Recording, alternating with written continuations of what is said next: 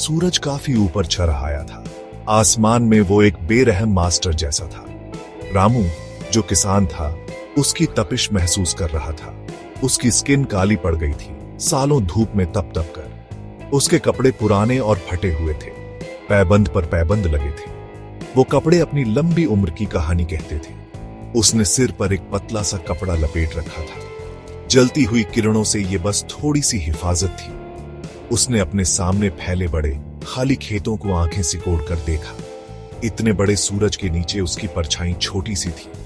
उसे खुद भी बहुत छोटा महसूस हो रहा था, जैसे धरती पर एक छोटा सा कण उसका छोटा सा प्लॉट इंतजार कर रहा था।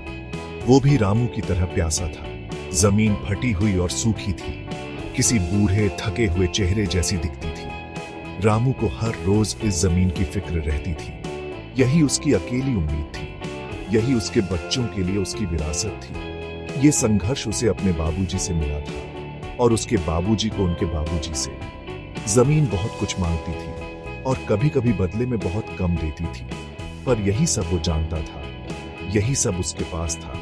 उसे इससे फसल उगानी ही थी। दूर उसकी छोटी सी हट यानी झोपड़ी खड़ी थी। वो मिट्टी और फूस की बनी थी। छत कुछ जगहों पर थोड़ी धंस गई थी। अंदर उसकी पत्नी सीता काम कर रही होगी। वो भी रामू की तरह एक मजबूत औरत थी। उनके दो छोटे बच्चे, एक लड़का और एक लड़की, पास में ही खेल रहे थे। उनकी हंसी एक दुर्लभ मीठी आवाज थी। वो उनके लिए काम करता था। उनकी छोटी सी मुस्कान के लिए वो जी तोड़ मेहनत करता था। वो चाहता था कि उनकी जिंदगी बेहतर हो। वो उम्मीद करता था कि उन्हें ये तकलीफें कभी न देखनी पड़े। उनकी मासूम आंखों में उसके लिए बहुत भरोसा था। उसका दिन चिड़ियों के चहचहाने से पहले शुरू होता था। अंधेरा अभी भी घना था। वो अपनी सादी सी चटाई से उठता था। वो अपने सोते हुए परिवार को देखता था। उनके शांत चेहरे उसे हिम्मत देते थे। वो बासी रोटी का एक छोटा टुकड़ा खाता था।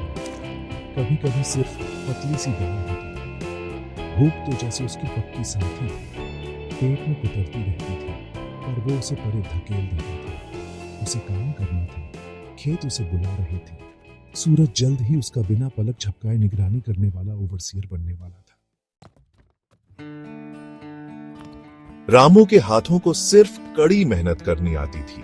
वो खुरदुरे और उनमें गड्ढे पड़ गए थे। स्किन चमड़े जैसी मोटी हो गई थी। उसकी हथेलियों की हर लकीर एक कहानी कहती थी। खोदने और खींचने की कहानी, छोटे छोटे बीज बोने की कहानी। कड़ी धूप में उसकी कमर झुक जाती थी। उसकी मसल्स में एक जाना पहचाना दर्द उठता था। वो अपना पुराना कुदाल चलाता था।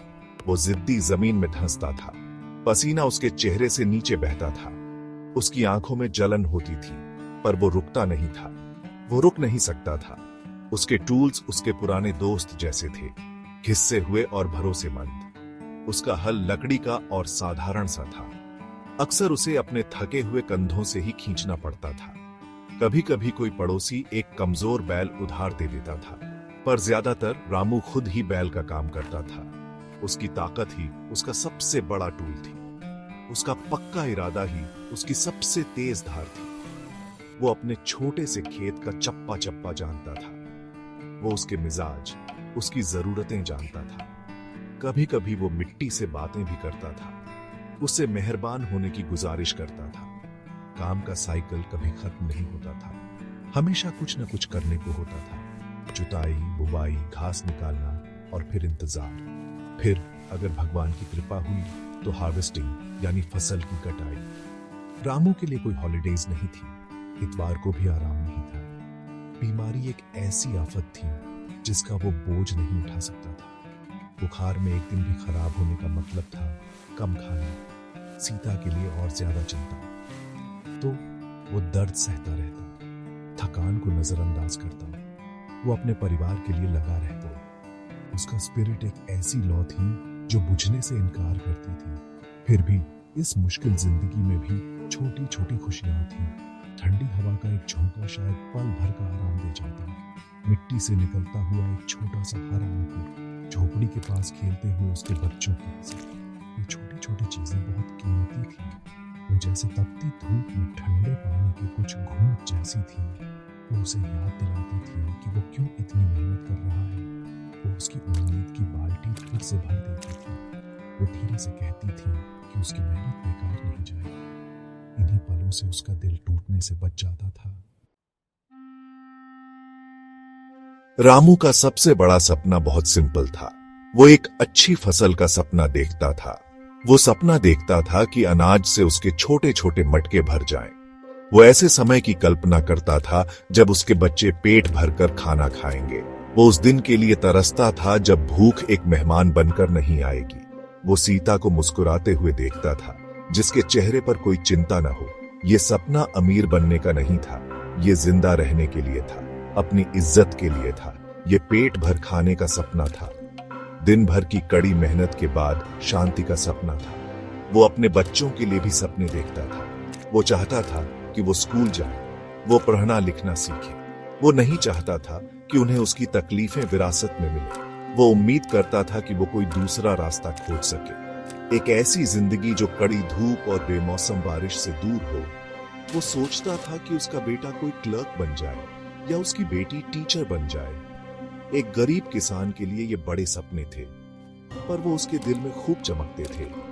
वो उसकी कभी न खत्म होने वाली मेहनत को एक मतलब देते थे। कभी कभी जब वो खेतों में अकेला होता तो वो और भी बड़े सपने देखने की हिम्मत करता। वो सपना देखता कि उसके पास मजबूत बैलों की एक जोड़ी हो, ऐसे बैल जो आसानी से न थके, ऐसे बैल जो उसे और गहरी जुताई करने में मदद करे। वो एक छोटे उपजाऊ जमीन के टुकड़े का सपना देखता था, एक ऐसी जमीन जो उसकी अपनी हो, सचमुच उसकी, किराए की नहीं, उधार की नहीं। एक ऐसी जमीन जो उसकी देखभाल का अच्छा सिला दे।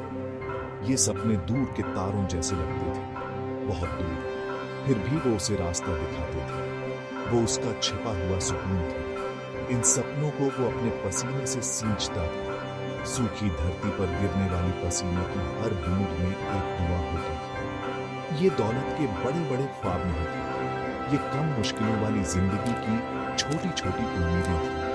एक ऐसी जिंदगी जहां उसके बच्चे फल फूल सके। ये सपने ही वो फ्यूल थे जो उसे चलाते रहते थे। जब उसका शरीर जवाब देने लगता तो उसके सपने उसे आगे बढ़ाते थे। ये उसके परिवार से किया एक खामोश वादा था, एक ऐसा वादा जिसे वो कुदाल के हर वार के साथ निभाने की कोशिश करता था। रामू के खेतों के ऊपर का आसमान अक्सर एकदम साफ नीला होता था। वो खूबसूरत तो था, पर चिंता की बात भी। बहुत ज्यादा नीला आसमान मतलब कोई बादल नहीं, कोई बादल नहीं मतलब कोई बारिश नहीं। रामू हर सुबह दूर आसमान तक नजर दौड़ाता था। वो बदलाव के किसी भी निशान को खोजता था, कोई भूरा सा बादल का टुकड़ा या कोई काला सा धब्बा। जरा सी आहट पर भी उसका दिल उछल पड़ता था। वो इन इशारों को पहचानता था। उसने अपनी पूरी जिंदगी आसमान को देखा था, उसी में उसके जिंदा रहने की चाबी थी। उसकी नजरें आसमान की ओर एक लगातार खामोश दुआ जैसी थी। बारिश रामू और उसकी जमीन के लिए जिंदगी ही थी। बारिश का मतलब था कि नन्हे बीज जाग उठेंगे, उनमें से हरे अंकुर फूटेंगे। बारिश का मतलब था कि प्यासी धरती पानी पिएगी। इसका मतलब था कि उसकी फसलें अच्छी होंगी। इसका मतलब था उसके बच्चों के लिए खाना। इसका मतलब था कि सीता हल्के मन से खाना बना सकेगी। जब बारिश की पहली बूंदें गिरती थीं, तो वो एक आशीर्वाद जैसी लगती थी। गीली मिट्टी की महक दुनिया की सबसे प्यारी खुशबू थी। हर बूंद उम्मीद का एक वादा थी, हर बूंद थोड़ी सी निराशा धो देती थी। रामू का नेचर यानी कुदरत से एक गहरा रिश्ता था। वो उसकी लय को समझता था, वो उसकी देने और छीन लेने की ताकत को जानता था। वो सूरज का आदर करता था, उसकी सख्ती के बावजूद भी। वो हवा और मिट्टी का भी आदर करता था। वो कुदरत से लड़ता नहीं था, वो उसके साथ मिलकर काम करने की कोशिश करता था। वो अपना पसीना और मेहनत अर्पण करता था। वो उम्मीद करता था कि कुदरत बदले में मेहरबान होगी। ये रिश्ता बहुत पुराना था। ये एक ऐसी समझ थी जो पीढ़ी दर पीढ़ी किसानों से मिली थी, एक ऐसी समझ जो जरूरत और आदर से पैदा हुई थी। इतनी सारी मुश्किलों के बावजूद रामू का स्पिरिट टूटा नहीं था। उसकी कमर झुकी हुई थी, पर उसका इरादा सीधा था। वो काम करता रहेगा, वो उम्मीद करता रहेगा, वो अपने परिवार के लिए सब कुछ सहा। सीता और अपने बच्चों को उसका प्यार ही उसकी सबसे बड़ी ताकत थी। यह एक ऐसी आग थी जो उसे हार को ठंडे कर से गुरमाहट देती थी। वो जानता था कि असली दौलत चीजों में नहीं होती, और वो उस प्यार में होती है जो उसने दिया कि हम आपका प्यार क्यों कर रहे हैं। और उसकी असली फसल थी आने वाले कल का और उसके बाद के दिन का उसी खामोश हिम्मत से सामना करेगा